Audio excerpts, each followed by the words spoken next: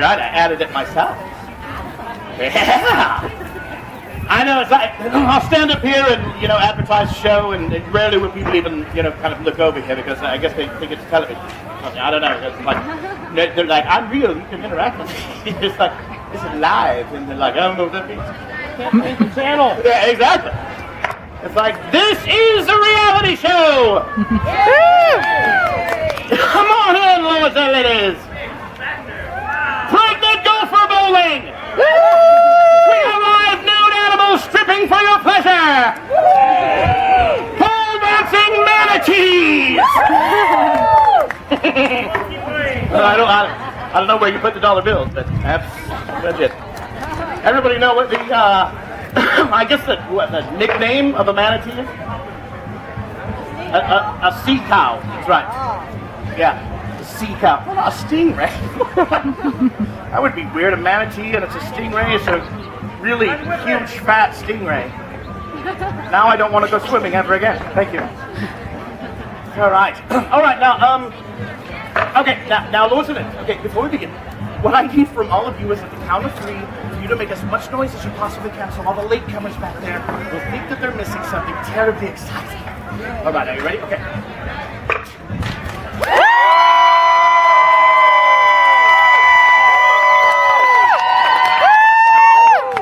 Full frontal nudity! Will not be shown here today. I know. I can't. All right, so now, lords and ladies, I am Master William Shakespeare. Thank you. Now, lords and ladies, how many of you sitting here right now? How many of you here know what I mean when I say the Scottish play? Show of hands. All right. Some hands go up, and the rest of you just stare at me blankly. That's all right. That is why I am here. Now, listen to this. Obviously, I have written a play that takes place in Scotland. Now, I cannot tell you the name of the play because when I wrote it, a curse was placed upon it wherein, if you're inside of a theater or on the stage and you say the name of the play, then bad things happen, like men give birth to monkeys and like Lady Gaga becomes president of the United States and everything goes to hell. So, so the people who know what I'm talking about are going to help me say the name of the play. I'll say the first part of the name. They'll say the second part of the name. That way everyone here will know what the name of the play is. All right, so... No, I wrote it, I understand. Now, lords and ladies, the name of the play is Math. I am going to tell you my story of math. Using layman's terms, I'm just going to give you the finer points of the story, so that afterwards you can go and read math. Or watch it being done. And I believe you will understand it better. Agreed? Agreed. All right, now to make it easy for everyone, I'm just going to shorten the name to MacB. All right, okay, now, this poor gentleman who just can't get off his phone after the Renaissance Festival. No, you stay right there, all right. That young man right there is going to be my MacB. A round of applause for him. All right, now, MacB, you don't have to tell everyone here, but... You have a girlfriend? Huh? I'm going to give you a new one! Woo! This young man comes to the Renaissance Festival and I'm Master William Shakespeare. Give him a new girlfriend. Woo! No, you're good. You stay right there. And you know what I'm going to do for you today? Not only is she your girlfriend, I'm just going to go ahead and make her your wife. Wow.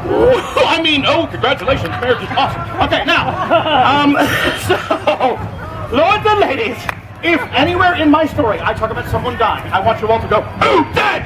Ooh, dead! Preferably all at the same time.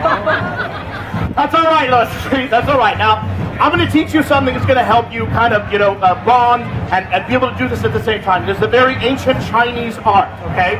It is called Tai Ming. Okay, now, listen, ladies. If anywhere in my story I talk about someone dying, I want you to go, ooh, dead! Ooh, dead! Now, if anywhere in my story I talk about witches, I want you to go, Now, if anywhere in my story I talk about everyone being blissfully happy, I want you to go, You're not going to make that sound very often in this story. I'm just letting you know. All right, now, lords and ladies, I present to you, MacB!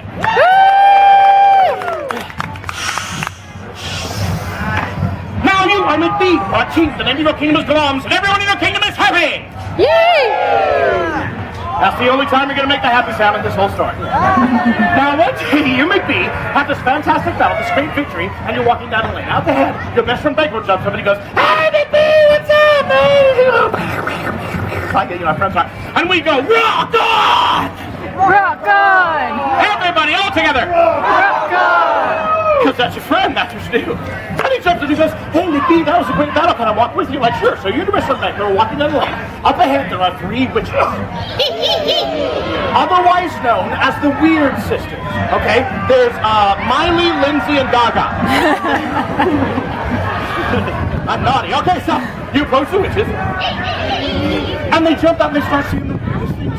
They jump up and they say, "Hail MacB, King of Globs, King of Cardo, King of Scotland." And you MacB go, what are you freaking chicks talking about? I'm the King of Bronze, that's my king. I'm not the King of Cardo, I'm the King of Scotland. What are you freaking chicks talking about? And they go, "You will be. You're going to be the king of everything." And Banquo goes, "Hey, freaking chicks, what about me?" And they go, "Oh my God, no."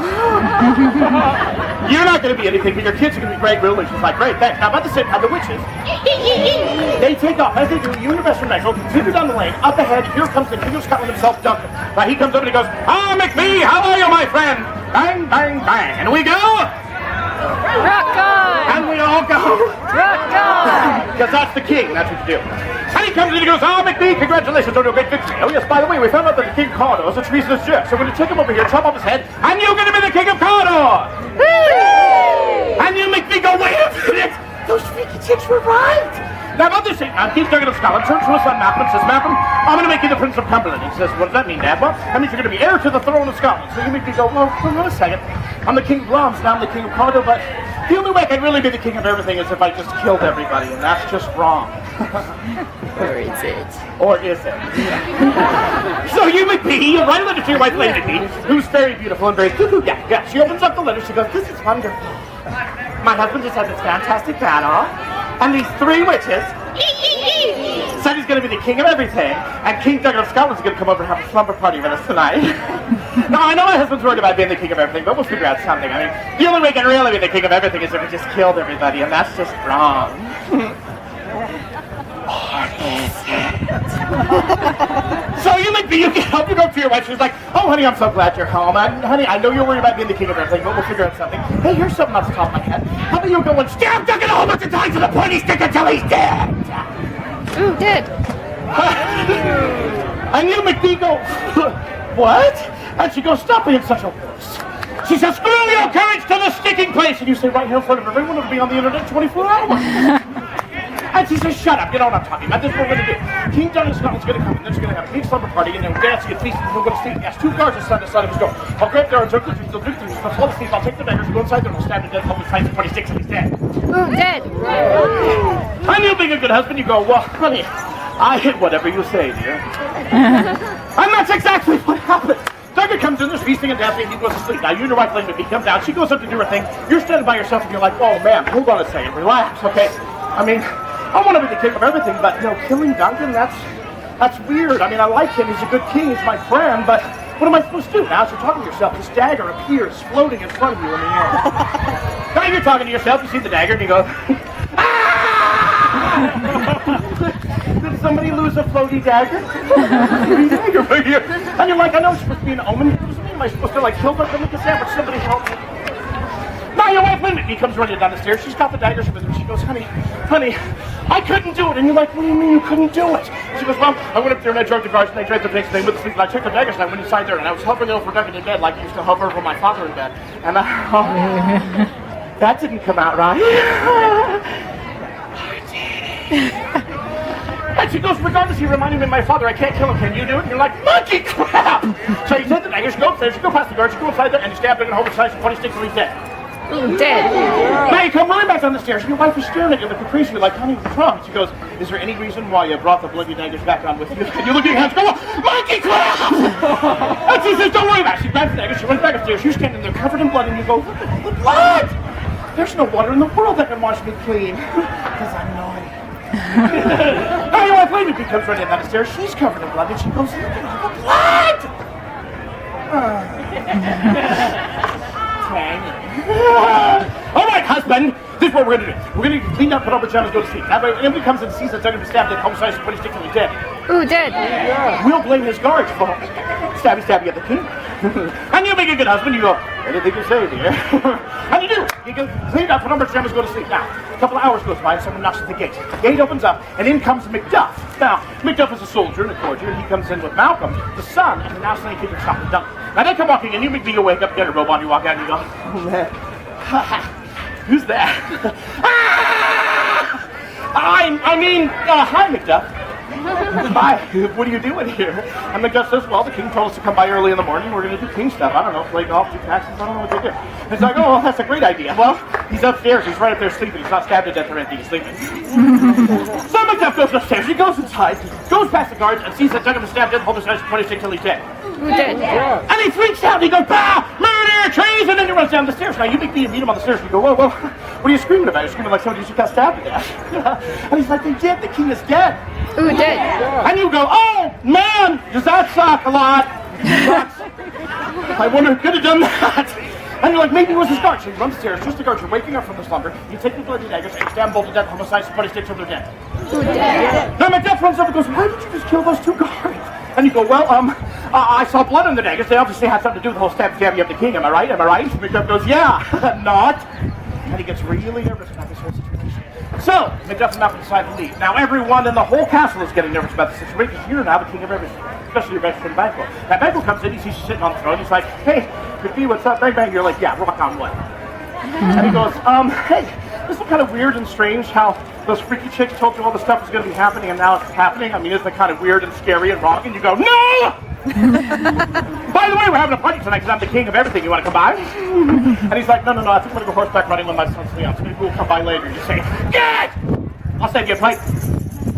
So, Banquo and Leah, they decide to leave. As they're leaving, these two killers you were talking to come running over to say, guys, so the guy and his son are leaving right now. Yeah, they're horseback riding. But they said some terrible things about you. They said, like, you smell bad and, like, your mother has a mattress strapped to her back. I don't even know what that means, but it sounds terrible. So all your problems here is, well, all my problems here is, well, this is what I want you to do. As for horseback riding, I want you to jump out of a tree, jump on them and stab them dead, the homicides and 26 till they're dead. Dead. And they go, okay. Now, Banquo is done to this horseback riding. The killers jump out of a tree, jump on Banquo, stab to death, the homicides and 26 till he's dead. But the son Fleance gets away. But you make me oblivious, you're back at the party dancing like this. I don't know, that's how I dance by myself. I don't know if that's how people do. But anyway, so you're dancing, your wife comes up and she's like, honey, this is really great party. You're like, yeah, it did turn out to be pretty good. She goes, hey, by the way, where's your best friend Banquo? And you say, why didn't you leave me alone? I didn't do anything wrong, you're smothering me. Isn't that how you'd argue with your wife? I was going to say, that's how I'd argue with your wife. Well, I'm naughty. Okay, so now, you're arguing with your wife, the two killers come running back in. They come up and say, guys, come here. Did you do it? They go, well, kind. It's like, what do you mean kind? It's like, well, they were horseback riding, we jumped out of a tree, jumped on Banquo, stabbed to death, the homicide, 26 till he's dead. Dead. But the son got away, and you go, Maggie, crap. Okay, act like everything is fine. So you go back to the feast, you get me sitting down in your throne chair, have some of the food, but someone's sitting in your throne chair. You look over, it's the ghost of Banquo, going like this. Everybody all together come over. And you walk in there, you see it, and you go, who is that? Ah! You're not supposed to be here, you're supposed to be stabbed to death! Now you realize you just said that in front of everyone. So you go, wow, I'm sorry about that whole thing. That was weird. That's a weird outburst. I'm sorry. I've just been drinking a lot of cough syrup lately. I apologize. And you're like, honey, I'm sorry about that. She's like, are you okay? You're like, no, I'm good. Oh, by the way, wife, do you know where Macduff and Malcolm might be? And she goes, well, I think I heard they're in England. And you say, England! And you, MacB, you go off by yourself and you start getting afraid of all the things that happen lately. You, MacB, go off by yourself and you start talking to yourself. Because everyone in Shakespeare talks to themselves, right? Right. Do you know why that is? They're the only Because that's the only person that listens! That's why we do it! So you, MacB, you go by yourself and you say, wait a minute. Macduff and Malcolm are in England? I know why they're in England. They're plotting to kill me. I can see them now. Sending out their flying monkeys and needing cannon force to get my ruby slippers! Okay, I gotta relax. There's a perfectly reasonable way of dealing with this situation. All I have to do is send somebody over to a just like the kid's house and kill everybody! And that's exactly what happened. Dead! So you, MacB, say good riddance to bad rubbish, and you saunter off. Now, as you were sauntering off, you decide, I better go back to the witches. So you go back to the witches. They see you coming and they go, oh my god, look at MacB. I mean, he's really confused about everything that's going on. Let's show him some spirits and I'll tell him everything he needs to know. Okay, here he comes that natural. So you approach the witches and you say, hey, freaky chicks, I need some advice to go. We know. There's a big puff of smoke. The first spirit that comes out is a kid wearing a crown. Now the kid walks out and he says, beware Macduff! And you MacB go, I already knew that. The second spirit that comes out is another kid covered in blood. Now he walks out and he says, no man of woman born can harm you, MacB. And you MacB go, oh, really? And the third spirit that comes out is another kid wearing a crown holding a tree branch. Now he walks out and he says, no harm will come to you until Burnham Wood comes to Dunsinane. Hi, Mom. And you know that Dunsinane is the fortress where you're going to be staying. Burnham Wood is the force that surrounds it. It's not going to uproot itself and move itself towards the castle, nor is it going to grow there anytime soon. So you make me go, wait a minute. What you freaky chicks are trying to tell me is that I'm invincible. And they go, well, actually, and you say, invincible, blah, blah, blah, blah, stupid witches! So you make me, you and your restraint go outside the hallway, take a deep breath, and you go, I am testosterone man. No man of woman born can harm me. And you trace your way back to the castle. Now in England, indeed, Macduff and Malcolm are plotting to buy. Malcolm is a young man. He's nothing to be the king. He's very scared about the whole situation. He's like, look, Macduff, I don't know what we're going to do. I mean, I want to get rid of MacB, but I'm really freaking out. I mean, look at me. I'm sweating like a whore in church. And so Macduff's like, don't worry about it. We'll figure it out. As he's talking, the servant comes running up to Macduff and says, my lord, my liege, yes, I'm sorry to disturb you. You know your wife and kids? Yes, they're very beautiful, and they're very dead. Ooh, dead. And Macduff says, oh, really? And the servant said, yeah, it's something to do with some guy named MacB, I think. And Macduff says, I swear by all that is holy, I am going to show his butt to his face. And he rushes off. Now you're back to castle strutting around like the great things of sliced bread. You have no idea what's going on. As you're strutting around, your wife, Lady MacB, finds out about the death of Macduff's wife and kids, and she takes it really, really bad. She goes, bam, and loses her mind. She starts walking around the castle, licking the walls and Johnny her boots because that's what crazy people do. She unscrewed the top of her head, pulled her brain out, threw her down the street, like, oh, I'm the queen. Now, about the same time, as your wife is acting crazy, she dies. Ooh, dead. But you're oblivious, you're still strutting around like the greatest thing ever. As you're strutting around, a servant comes running up and says, yes, your majesty, your grace, yes, I'm sorry to disturb you, yes. You know your wife, Lady MacB? Yes. Oh, she's very beautiful, and she's very dead. Ooh, dead. And you MacB go, wait, stop. Just stop for a second. My wife is dead? Ooh, dead. Why did that happen? And you MacB, you step off by yourself and you say, out! Out! Brief candle! Life has been a walking shadow. A poor player that struts and frets his hour up on the stage and is heard no more.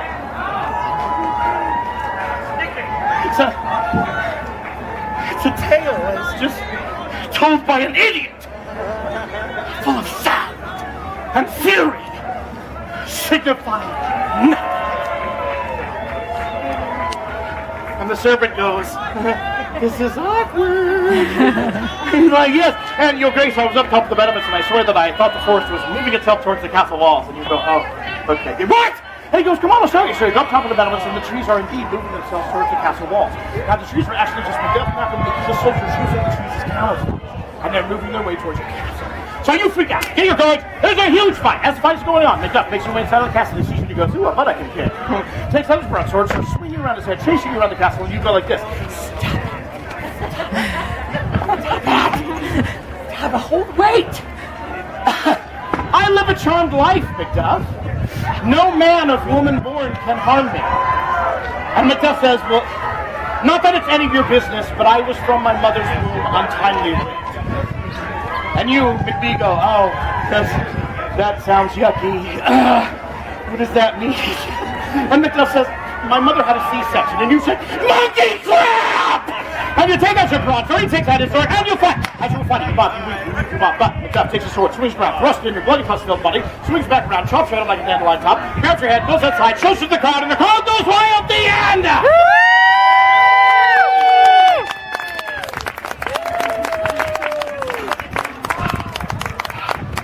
Isn't that a happy story?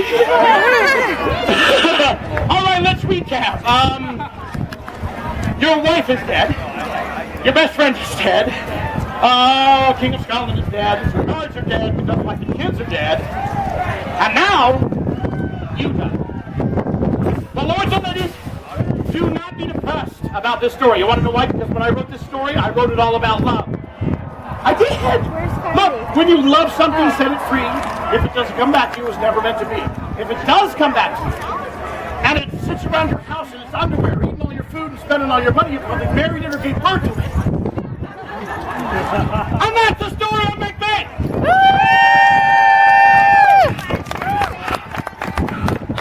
Oh, lords and ladies, I do encourage you now. Go and read the Scottish play.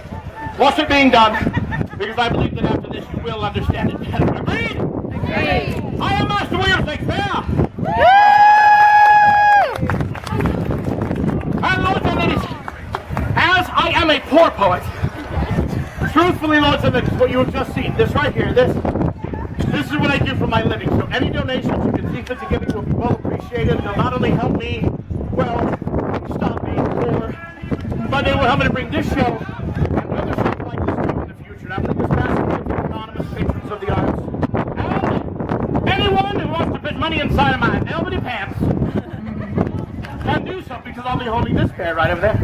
I have one more show today at 5 o'clock, right back here. You can vote on whether you wish to see Hamlet the Scottish play. Please come back if you missed one of the shows, or if you just want to see a show again. But until we see each other again, read it back! Woo!